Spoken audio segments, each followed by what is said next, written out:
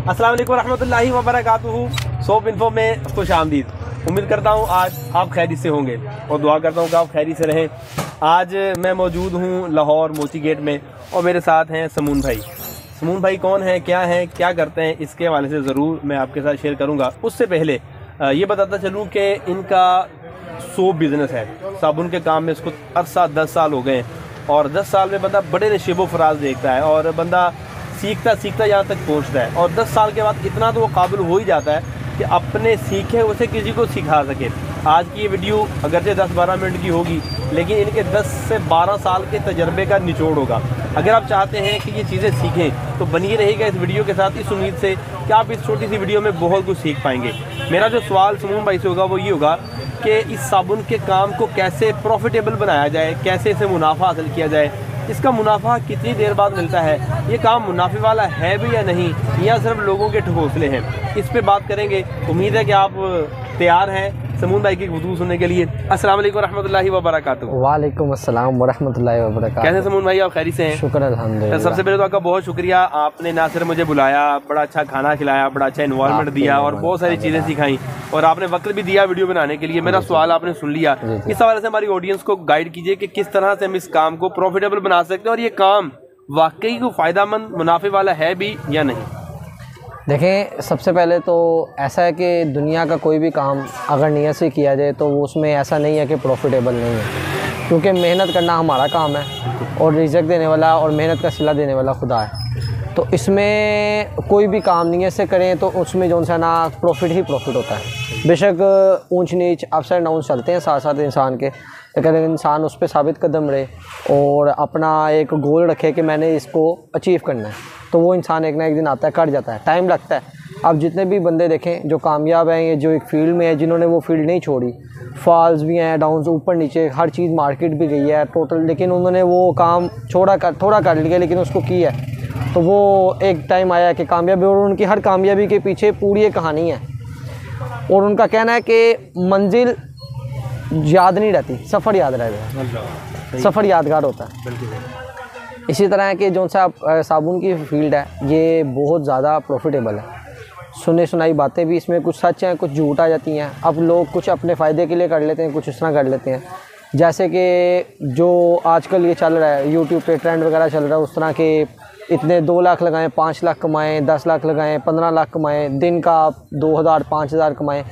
इसमें अगर इंसान प्लानिंग के साथ चले तो कहीं कहीं पे सच्चाई है, लेकिन उसके लिए बहुत ज़्यादा एक टाइम वेस्ट करना पड़ता है और वेट करना पड़ता है।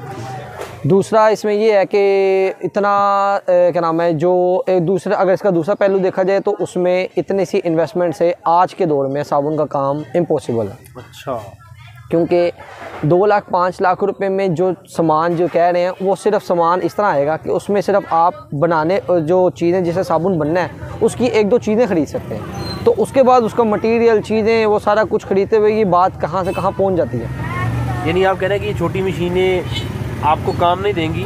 छोटी मशीनें जौन सी हैं अक्सर तो जौन सी हैं वो तो यहाँ की, तो वैसे तो कुछ मशीनें, अगर पायदारी वाली मशीनों की बात की जाए छोटी, तो वो सिर्फ बड़ी फैक्ट्रियों में एक सैंपल निकालने के तौर पर इस्तेमाल की जाती है। अच्छा, असल में ये छोटी मशीन का मकसद है कि इससे सैंपलिंग की जाए, क्योंकि बड़ी मशीनों में माल से सैंपलिंग नहीं की जा सकती, उसमें बहुत ज़्यादा लॉस का चांसेस होते हैं और लॉस होता है। क्योंकि अगर आपने कलर सेट करना है या आपने अपना फॉर्मुलेशन सेट करनी है तो उसके लिए ये छोटी मशीनें वो टेस्टेड हैं, ये जिनको आजकल एक कारोबार के लिए, मैन्युफैक्चरिंग के लिए इस्तेमाल किया जाता है। इसका एक तो इसमें ये है कि इसकी प्रोडक्शन इतनी स्लो है कि इसके लिए इसमें एक दिन में आप तकरीबन 2 से 3 बैग 4 बैग अच्छे तरीके से निकाल सकते हैं, बस वो आप टेस्ट ही निकाल सकते हैं।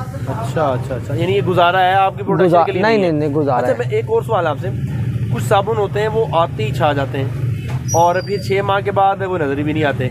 ये जो आते ही छा जाते हैं इसकी क्या रीज़न होती है, और 6 माह के बाद वो नज़र नहीं आते, इसकी क्या रीज़न होती है? ये ऐसे ही है ना, ये ऐसे है कि जैसे कछुए और खरगोश की जो मिसाल बनी हुई है कि उसमें खरगोश का ही शुरू से जिक्र हो रहा होता है कि वो भागने में भी तेज़ है और जीतने की तरफ जा रहा होता है, लेकिन एंड पे जीत के वक्त कछुए का नाम आ जाता है। सही। वो इसी तरह है कि इंसान जितना अपना, ये जो एकदम से आने पे छाने वाले हैं ना, ये छाते इस तरह है कि ये अपने आप को रिप्रेजेंट अपने म्यार पे नहीं करवा रहे होते। अच्छा। ये अपने आप को रिप्रेजेंट करवा रहे होते हैं रेट के ऊपर, कंपटीशन के लिए आते हैं ये मुकाबले। होता है? हाँ जी, ये मुकाबलेबाजी के लिए आते हैं। सही है। थोड़ी सी चीज़ें, मतलब कि किसी के पास कोई 5-10 लाख रुपए इकट्ठा हुआ तो उसने एक छोटा सा ब्रांड निकाला और बना के उसने मार्केट में चला गया, मैं सामने वाले को कम्पीट कर लूँगा। उसकी चीज़ अगर 100 किया तो मैं ये चीज़ 80 रुपये की बेच दूँगा और मैं बेच के आ जाऊँगा ये। सही है। अब वो जितनी जल्दी से आते हैं, अब जाहिर है जिसने 100 की बनाई है, जिसको तकरीबन 10-15 साल एक काम को हो गए हैं, वो फिर भी 100 की बेच रहा है, वो बेवकूफ़ तो नहीं होगा। सही है। वो अगर 100 की बेच रहा है, उसने उसमें इस तरीके से अपना सिस्टम बनाया होगा कि उसमें बचत उसकी 100 रुपये में मेरे ख्याल से मिनिमम उसकी 2 से 3% बचत होगी इसके में। जो ये 80 रुपये में बेचने वाले आते हैं, इनकी उसमें 50% बचत होती है। अच्छा। अब वो जिस क्वालिटी की चीज़ लेके आते हैं वो एक तो चलती है, लोग कहते हैं सस्ता मिल रहा है, सस्ता खरीद लेती है। आपको पता है जिस तरह की गुर्बत जा रही है इस वक्त, लेकिन क्वालिटी तो सही नहीं होती, फिर लोग क्यों लेते हैं? क्या उधार मिलता है उनको, क्या होता है? जनाब एक तो उधार, सबसे पहली लालच। आजकल जिसकी जेब में पैसा है वो कहता है यार अगला अगर ऑफर करा रहा है उधार की कि मुझे यार लाख रुपए का माल मुझसे ले लो, बेच के पैसे दे देना, तो कौन छोड़ेगा? अच्छा, आप भी नहीं छोड़ेंगे, मैं भी नहीं छोड़ूंगा। एक वजह यही है कि उसको उधार मिलता है तो वो रख लेते हैं। जी जी बिल्कुल। दुकानों पर वही माल नजर जब आता है आपको उधार लिया होता है। बिल्कुल एक तो ऑप्शन दी जाती है कि आप रख लें, कि बेच के आप पैसे दे दीजिएगा, और जब रखवाना तब भी पैसे कोई नहीं दे रहे। तो वो फिर, और दूसरी बात वो जब फिर जो सेलमैन आगे ख़रीदने वाला, ज़्यादातर सेलमैन जो है ना वो गरीब तबके का है। सही है। उस गरीब तबके में वो कहता है यार सस्ती चीज़ बिकती है, सस्ती ले जाऊंगा जल्दी बिक जाएगी। अब जिसने लेके जाना एट दी एंड जाना तो वो घरों में है, जहाँ अगर वो 10 हाथों से भी होके जाएगा वो घर जाके ही यूज़ होगा। जब घर जाके यूज़ होगा तो फैमिलीज हैं वो जब कंप्लेन करेंगी तो उसकी सेल स्लो हो जाएगी।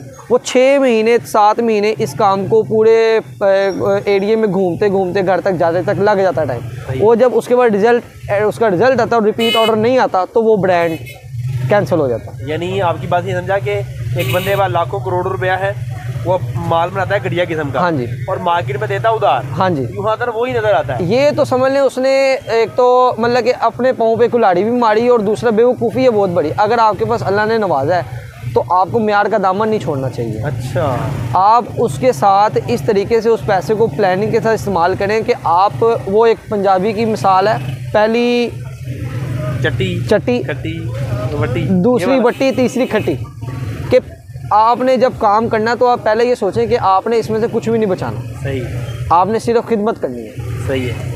उसके बाद फिर दूसरी तरफ आपने कहना है कि जब दूसरा टाइम उसका एक पीरियड आता है, समझ लें साल आपने लगाया, साल आपने यही सोचना है कि यार ये मैंने कुछ भी नहीं लगाया, ये मैंने कहीं पे सेव कर दिए पैसे। दूसरे साल आपको उसका रिस्पॉन्स आने लग जाएगा तो आपने उसको बरकरार रखे, रिपीट ऑर्डर उनको उसी म्यार पे देना, म्यार का दामन छोड़े बगैर। अच्छा। उसको उसी तरह चलाना है। ये नहीं करना कि अब रिपीट ऑर्डर आने लग गया तो मैं इसको हल्का कर दूँ, बचत की तरफ चला जाऊँ। फिर जब एट द एंड तीसरा साल या चौथा साल, ये तो नसीब के ऊपर है, जब वो आता है तो जब आपका टाइम अच्छा आता है कि आपकी अब वो चीज़ चल जाती है, पिक कर जाती है, तो फिर आपका वक्त आता है उस पर उस पर प्रॉफिट कमाने का। फिर आप कमाएं उससे प्रॉफिट। फिर उसके बाद आप अगर उस क्वालिटी को नहीं गिराते, आपकी क्वालिटी मेंटेन रहती है, तो आप उस क्वालिटी के ऊपर पैसे ज़्यादा बढ़ा दें तो लोग खर्चने को हाजिर हैं। लोग उस पर पैसे खर्चेंगे। आपकी चीज़ 100 की है, आपको अगर वो चीज़ 98 की पड़ती है, आपकी अगर वो चीज़ चल जाती है अच्छे तरीके से, तो आप उसमें रीज़नेबल पैसे 105 रुपये की भी देंगे। लेकिन अगर आप उसको म्यार से नहीं गिराते तो वो लोग खरीदेंगे आपसे। लेकिन उसके लिए टाइम लगेगा। उसके लिए बहुत टाइम लगेगा। यानी मैं अगर आपकी बात का खुलासा करूँ कि अगर आप कम रेट का साबुन बना के मार्केट में आते हैं, हो सकता है कि लोग आपको हाथों तो ले लें। हाँ। लेकिन 6 माह के बाद जब एंड कंज्यूमर तक वो पहुंचेगा, इतना टाइम लग जाता है पहुंचने में, और रिपीट नहीं होगी तो आप डिमोलिश हो जाएंगे, तबाह हो जाएंगे। लेकिन अगर आप अच्छा म्यार लेकर चलते हैं और म्यार का दामन नहीं छोड़ते तो हो सकता है कि लोग आप तो पहले कबूल ही ना करें। बिल्कुल रेट बढ़ाएं। लेकिन आपको थोड़ी एफर्ट करनी पड़ेगी, कोशिश करनी, मिन्नत समाजत करनी पड़ेगी, तरले करने पड़ेंगे। आपकी चीज अब चली जाएगी तो 6 माह के बाद फिर आपके ऑर्डर रिपीट आना शुरू हो जाएंगे। हाँ बिल्कुल ऐसे। पहली सूरत में 6 माह के बाद कहानी खत्म। हाँ जी। यहाँ 6 माह के बाद कहानी शुरू। बिल्कुल ऐसे ही है, ऐसे ही है। क्योंकि इसमें जो लेके आता ना, ये जिसने सब्र से काम करना होता है ना, वो प्लानिंग लेके आया होता है। बिल्कुल। वो प्लानिंग लेके आया होता है कि यार मैंने इसको इस तरह करना है कि ये लोगों की डिमांड बने। और जो इसको लेके आया होता है कि सिर्फ दूसरों को मुकाबला करने की खातिर, या समझ ले कि वो एक मछली एक गंदी मछली सारे तालाब को गंदा कर देती है, इसमें ये वाला हिसाब आ जाता है कि वो बेचारे जो उनसे ठीक मेहनत से ईमानदारी से काम करने वाले होते हैं ना, उनका भी ईमान जो है ना, वो ये हिलाने के डोल मोल करने के चक्करों में आए होते हैं कि यार हम जाते हैं, हम चीज़ की निकालेंगे, चल उसकी नहीं बिकेगी, हमारी बिकेगी, वो भी नीचे गिराएगा रेट।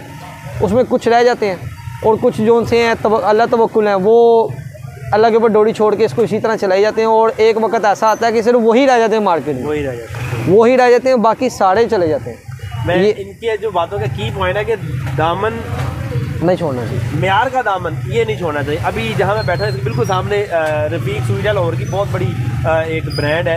इनका एक खासा ये इस तरह हाफिज लाल खू वाले, इनका भी एक खासा है कि उन्होंने अपने म्यार का दामन नहीं छोड़ा और आज ये उनके बच्चे भी खाना ये कमा रहे हैं, उनको बड़े चले गए दुनिया से, मगर उन्होंने अब तक दामन नहीं छोड़ा म्यार का और आज तक चले। जिस दिन इन्होंने अपने म्यार को गिराया इनका पूरे का पूरा बिजनेस स्ट्रक्चर गिर जाएगा सारी टोटल। यहाँ आपने आने वाले को क्या आखिरी पैगाम देना चाहेंगे कि वो काम किस तरह करें ताकि आपसे मजीद कुछ लर्निंग हासिल कर सकें? क्या मैं तरफ देखें? पहले तो जो सा है अगर कोई इसका काम करना चाहता है साबुन का, तो वो पहले इसकी हाउबो ले। सबसे मेन किसी भी प्रोडक्ट्स का, साबुन के अलावा भी दुनिया की कोई भी फील्ड ले लें, उसमें आपके पास सबसे पहले मार्केट होनी चाहिए। मार्केट होगी तो आप उस चीज़ को चला सकेंगे। क्यों? आप करोड़ों रुपया लगा लें, अगर लगा के आपने गोदामों में ही रखना है, गोदामों के किराए बढ़ने हैं, तो उसका फ़ायदा कोई नहीं। आपके पास अगर मार्केटिंग नहीं है तो इसके लिए आपका करोड़ रुपया वेस्ट है। सबसे पहले आपके पास एक मार्केट होनी चाहिए स्ट्रॉन्ग, या सेलमैन प्रोफेशनल अच्छे होने चाहिए, या आपको लोग फेस बाय फेस जानते हो। उसके बाद आपकी प्रोडक्ट्स के ऊपर जब आप कोई प्रोडक्ट लॉन्च करते हैं, साबुन ले लें, साबुन को लॉन्च करते हैं तो उसमें आपको वो इस तरीके से बनाना चाहिए कि यार मैंने इसको ऐसा बनाना है कि जो देखे वो एक दफ़ा ये दोबारा ज़रूर लेने आए, वो दोबारा ये कि यार यही वाला दो।